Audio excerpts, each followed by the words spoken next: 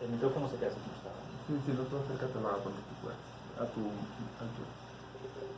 Hola, ¿qué tal? Muy buenos días. Bienvenidos un viernes más a Rendirse Jamás. Gracias por escucharnos. Recuerda que estamos transmitiendo todos los viernes de 10 a 11 de la mañana en la Colonia Cacho. Y como cada viernes tenemos a invitados que nos traen diferentes vivencias para compartir y que en determinado momento nos podamos identificar con alguna de ellas y darnos cuenta cómo, aunque las circunstancias en nuestra vida puedan ser un poco complicadas o difíciles, si nosotros potencializamos todo eso que tenemos en nuestro entorno, podemos llegar a lograr el éxito en nuestra vida. Y esta mañana nos acompaña un amigo, Ismael. Ismael, ¿qué tal? Buenos días, ¿cómo estás?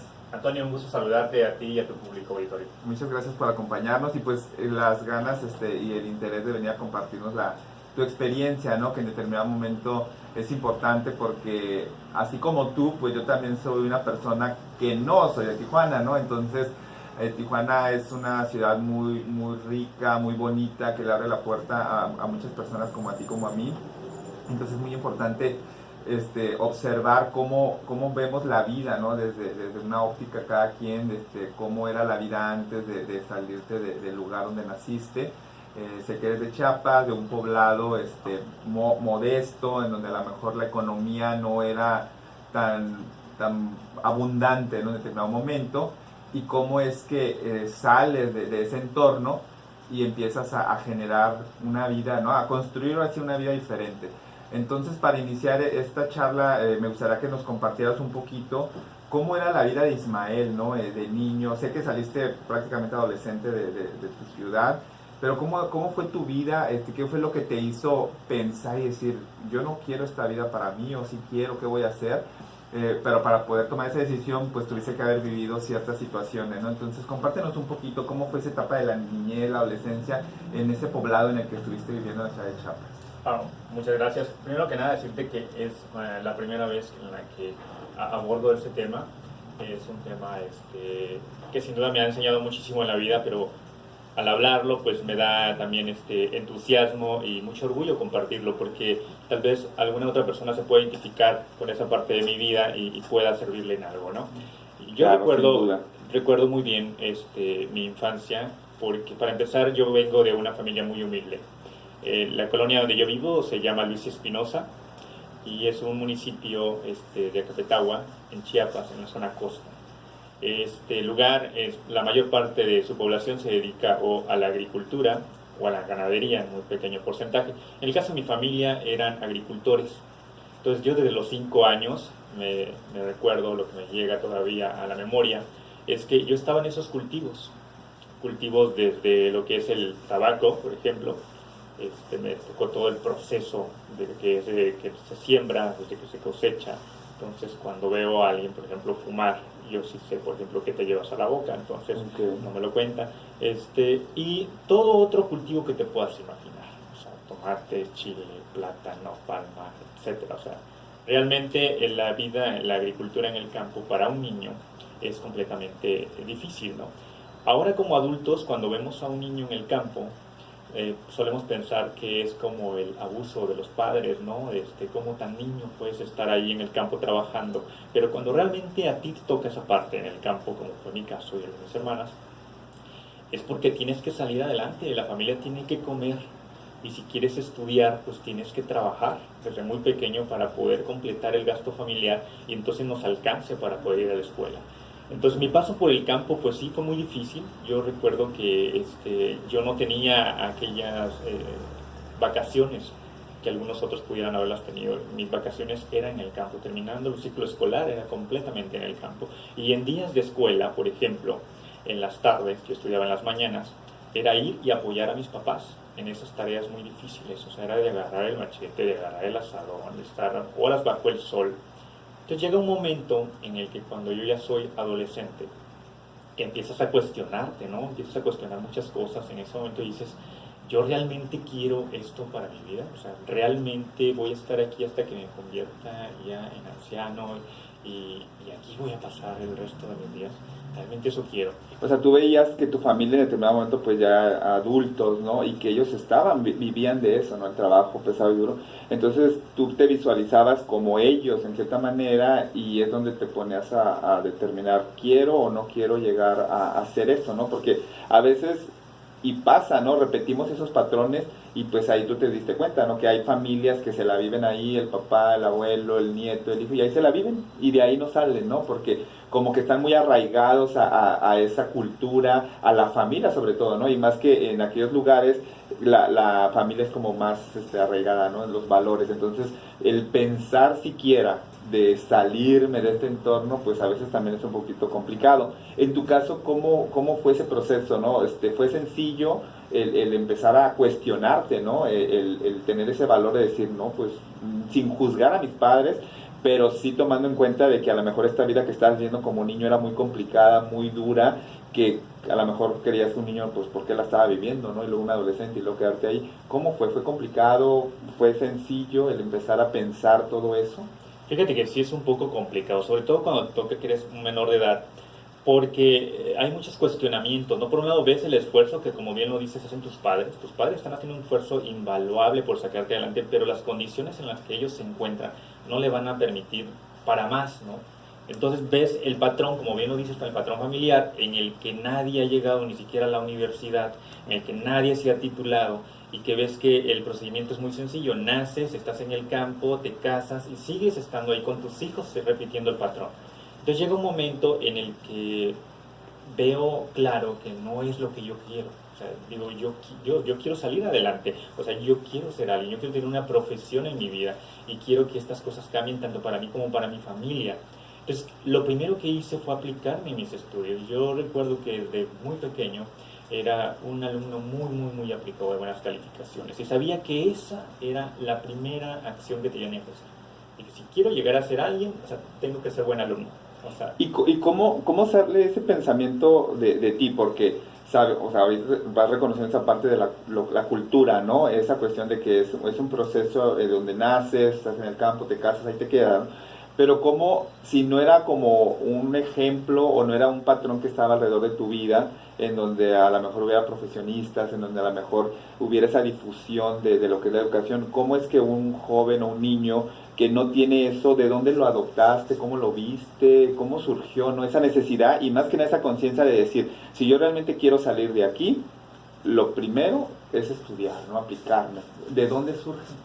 tuve la buena fortuna de que aunque era blanco y negro, Okay. me tocó ver televisión Okay. a temprana edad, pero tal vez buenos programas en este caso, ¿no? Y me gustaban mucho las noticias de pequeño, entonces me sentaba con mi abuela Leonor, que es fallecida, y yo veía, ¿no? Otros entornos, otras ciudades, y decía, bueno, no pertenece esa situación a la que yo tengo aquí. O sea, yo aquí tengo campo, tengo calles sin pavimento, aquí no hay edificios, y veo que la gente o lo que te envía la televisión es el mensaje de la gente que sale adelante, ¿no? Y dices, bueno, ¿por qué yo no aspiro a eso? O sea, yo sé que aquí no hay nadie así, no hay nadie profesionista, pero ¿por qué yo no? Entonces fue como ganándome la curiosidad de poder llegar a ser alguien como lo que yo veía en la televisión. Creo que ahí fue el primer encuentro. Después, tal vez, ya al ver a mis propios profesores que te contaban y te decían de dónde venían, cómo habían estudiado, entonces decías, pues yo también quiero llegar a hacer algo así, ¿no? Pues, empiezan a influir tal vez los maestros cuando te ven que eres de buen promedio y te dicen, si te le echas ganas, puedes llegar a ser un abogado, puedes llegar a ser un doctor, etcétera. Entonces eso te va motivando. Creo que todo eso se va combinando y al final de cuentas decides tú que tu vida tiene que dar un giro diferente. Y entonces de ahí te empiezas a aplicar en la escuela. ¿Y cómo escoges, cómo eliges la profesión que en el momento actual tienes? ¿No? Eres licenciado en comunicaciones, ¿verdad? Comunicación y periodismo. Comunicación y periodismo. ¿Tendrá que ver con que veas noticias o a qué crees tú que de tantas profesiones que había esa te gustó? ¿Cómo llegaste a escoger eso? Fíjate, es una buena pregunta todo eso porque yo de niño soñaba con ser cirujano naval. Okay. O sea, ni siquiera nada relacionado con las ciencias sociales. Sin embargo, cuando yo llego a la secundaria, que empezaba, ahí tenía yo que hacer un examen para poderme ya ir a la formación militar y demás, me empiezan a decir uno de mis primos, ¿sabes qué? Es que tienes que hacer un examen de una plataforma de 10 metros, se tienen que aventar una plataforma de 10 metros, y yo no sabía nadar, entonces empecé a asustarme.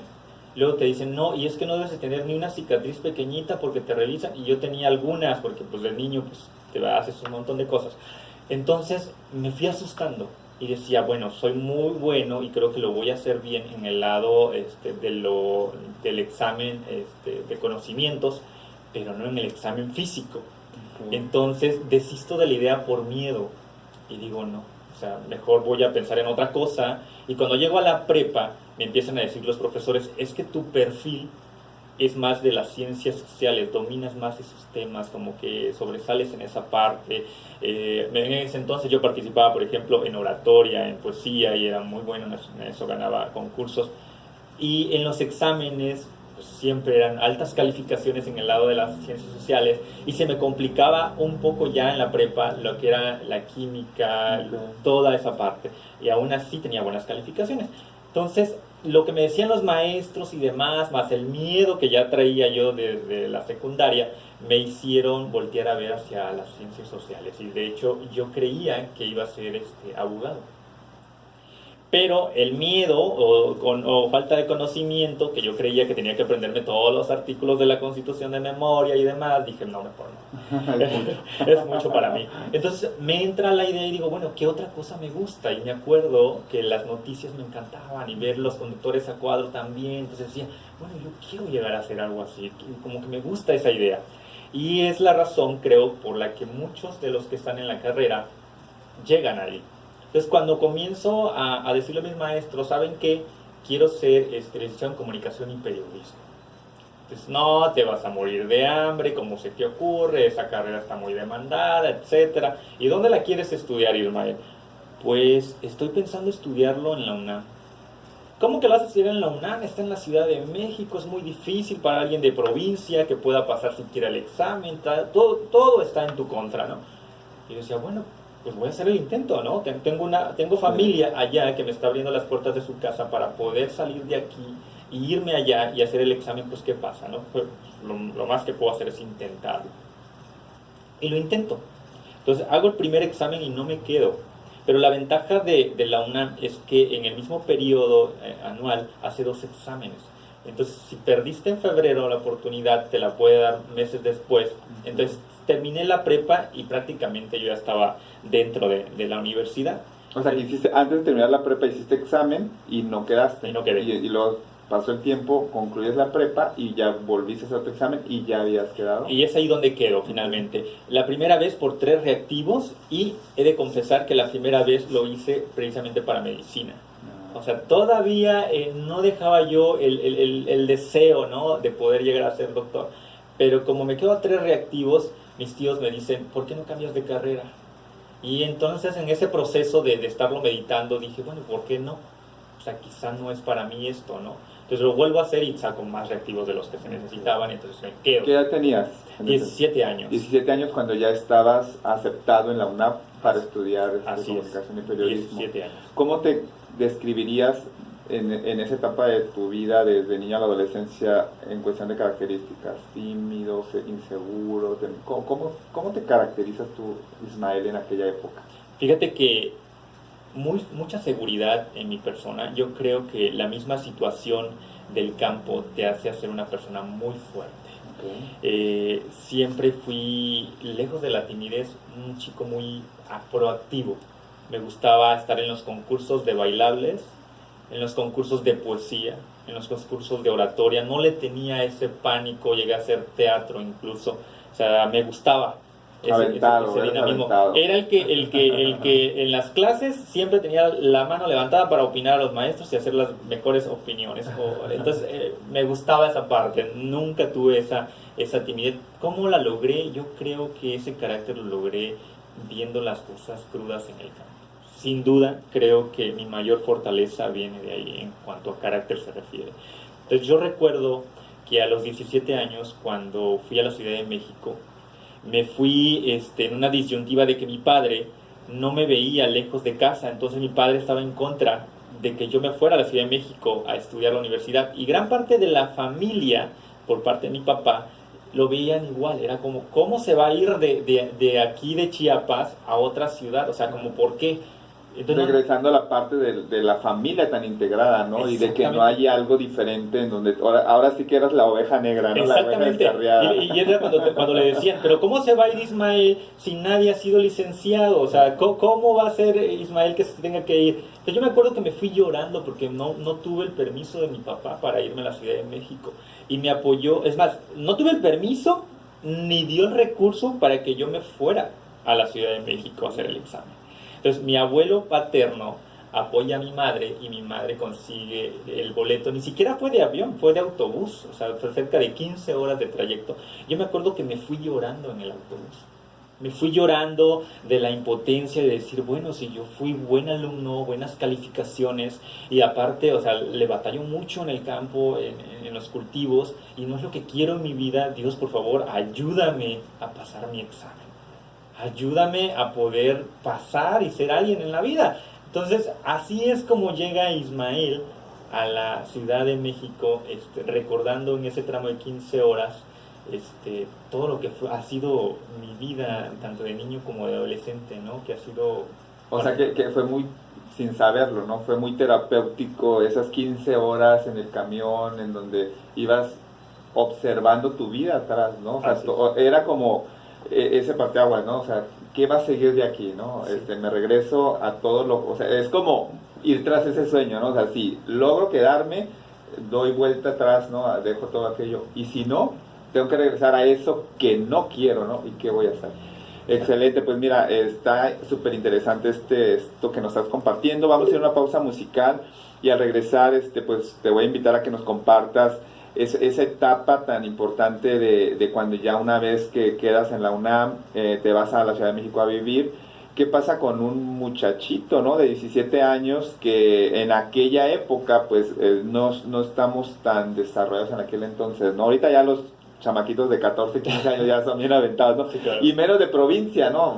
Donde sales a un monstruo, donde no hay vegetación, donde no hay edificios, donde no hay nada de lo que tú estás observando en ese país, ¿no? Y pues el DF es el DF, ¿no? Y pues ese nos come o nos ponemos buzos, ¿no? Entonces, gracias, vamos a hacer una pausa musical y regresamos, no te despegues, rendirse jamás.